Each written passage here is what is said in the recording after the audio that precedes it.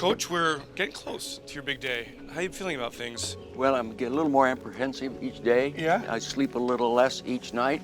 You know, they give you 8 minutes to speak, and I've given it enough thought to speak for 5 hours. You know, Right. It's a little nerve-wracking. The new coach of the Philadelphia Eagles, Dick Vermeil. The piece here that we're doing, I'm speaking to a lot of people who are really central to your success. But I wonder, what did Philadelphia and the fans and Mr. Toes and the players and the media even, what did it mean to you? How did it change Dick Vermeil? The Philadelphia Eagles brought you here for one reason, to provide you with an opportunity to make an NFL football team.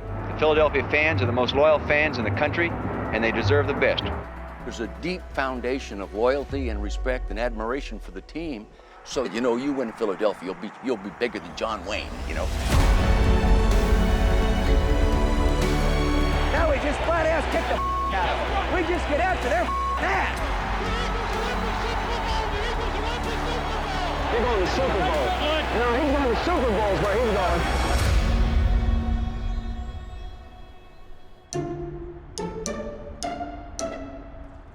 I want to go back to the 70s. All right, you came in 71, 3 head coaches in Philadelphia before Dick came in 76. What was it like in those years before Dick Vermeil arrived? Well, those years, I was saying, wow, what's going on here? You know, I watched players come in and leave and saw coaches doing the same thing. That's why I really didn't have a steady understanding of what I needed to do. It was a bad organization, it was a bad football team, and it was a bad attitude. You're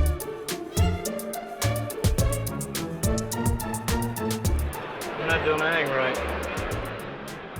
This city really needed something for the football team. Eagles had wallowed in mediocrity and worse for years. Roll one, Coach Vermeil. Go ahead. You ready? Improvement through weight training in the offseason? No, I've lost my thought. The staff will be out. Having been the first and you better, we'll be here. Sometimes I get going too fast, see? Bill Berge has subsequently in years here referred to his first thoughts of Coach as, who is this Harry High School? Is that how guys felt? First year, you're just sitting back saying, oh, okay, let's hear from this young person, with this young whippersnapper or whatever you want to call him. And as he rode in and he faced the media, you could just see something different, something extra.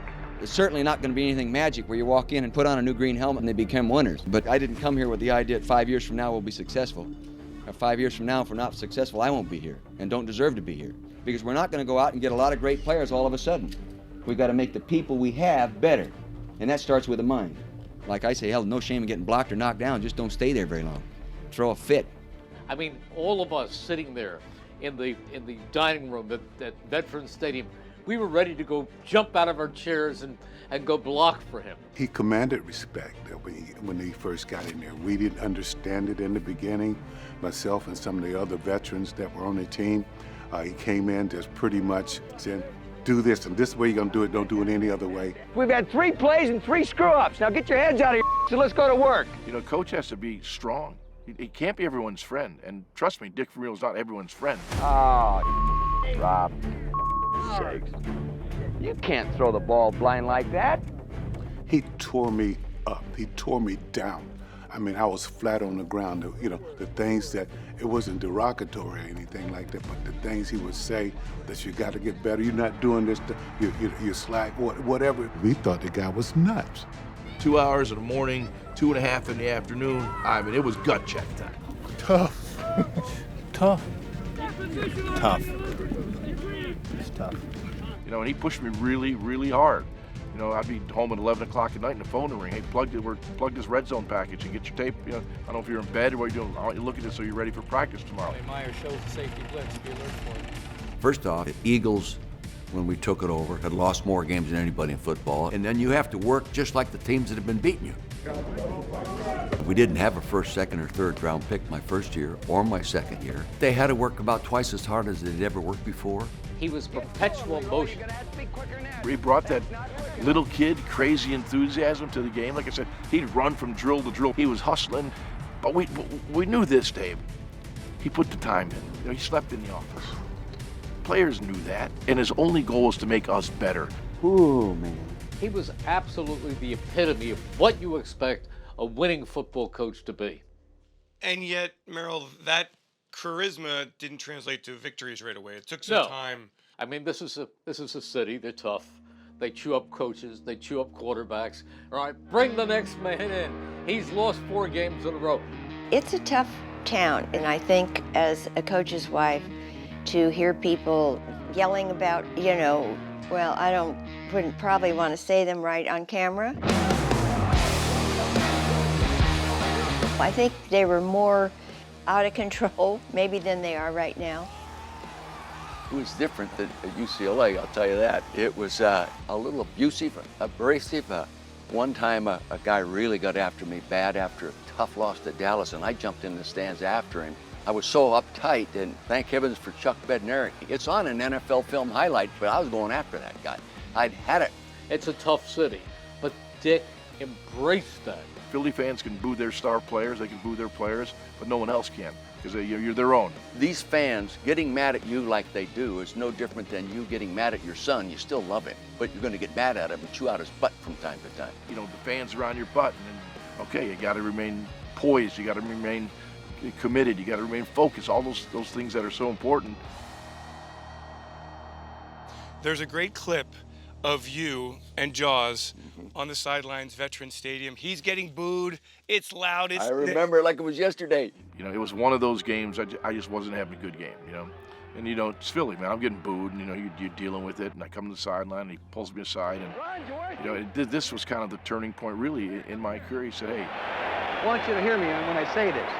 You never have to worry about me jerking you. I know it. All right. Don't worry about these guys. Now, you're my quarterback. I'm sticking with you. Those fans aren't going to change my quarterback.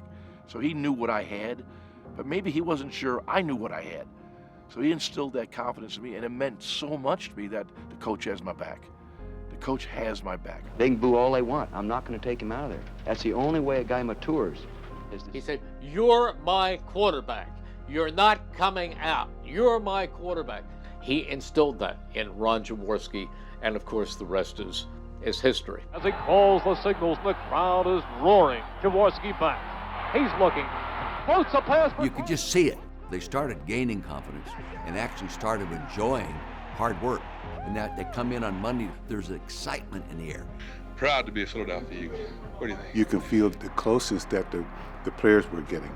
You could see them feeling better about themselves. You know, I think there was a feeling that, yeah, we can win. And you can talk about winning, but once you really realize that you're winning, man, then you become a true believer. But when you feel that coach is there to make you better, and that he really cares about you as a person, the allegiance that he inspired is unlike anything I've ever seen. The Eagles have beaten the Pittsburgh Steelers, their biggest win in years. You know, before we used to go into games, everybody said, "Oh, them Eagles, they're tough. They're nice guys, they used to beat us." But now it seems everybody doesn't like the Eagles anymore because we're winning. Talk about miracles, folks. I do not believe this. Intercepted by Frank Lemaster, who takes it on touchdown. And that could seal it up.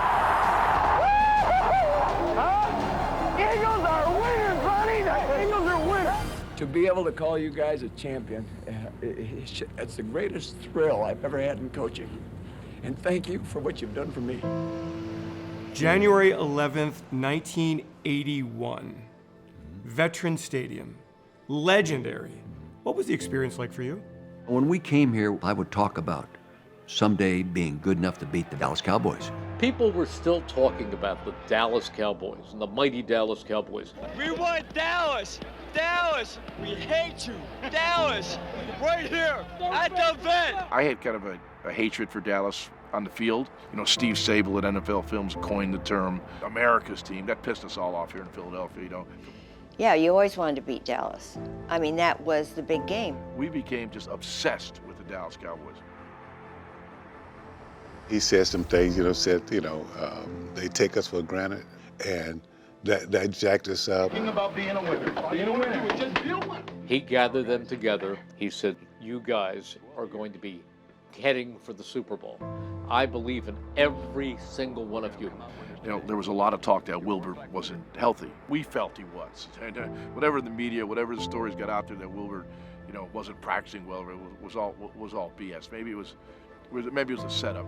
He told them, we've been setting up Dallas all week, and now tomorrow we're gonna let everything loose. And they did. And they did. Hi, everybody. This is Merrill Reese and Jim Barniak in Veterans Stadium, and what a big Sunday this is.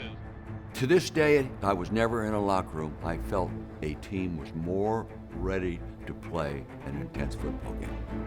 You could feel it. I'm saying to myself, no way in hell Dallas Cowboys going to beat this guys. All right, slot split. I want 47 slant. We went I-right slot split, 47 slant, second play of the game. One of our basic, simple running plays, probably the number one running play every year in our offense, 47 slant. This should be a touchdown right here, Dick. Yeah. Jaworski gives off inside, running with Montgomery up the right side. 30, 25, 40, 50, 10, touchdown! Montgomery explodes up the right side, and the Eagles have scored first. It was the loudest I'd ever heard Veterans Stadium, maybe the loudest crowd I'd ever heard at an NFL game. And I can still see the vision of number 31 going in end zone. And the whole crowd, whew, oof, man. It was like, yeah, Wilbert's healthy, and we're going to kick their ass.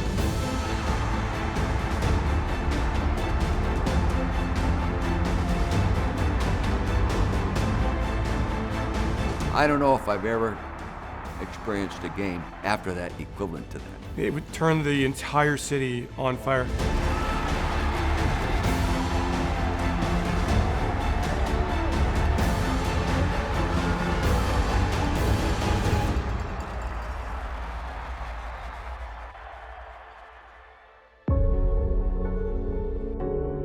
Final thing, Dick, what's it going to be like in Canton for you? Have you rehearsed it in your mind at this point? Well, I will not be able to adequately tell people how grateful I am. And that's the word, grateful. Grateful to whom? Yeah. Grateful to I'm what? a product of so many fine people. I'm tearing up. I'm hoping. I hope they feel what they contributed to my career. Gosh, I'm gonna be like I'm on top of that mountain with them again, because we lost together, we cried together, we won together. You'll be there in Canton? Damn right. What do you think it's gonna be like? I was there with Harold last year, so I kind of got a feeling of what it would be like.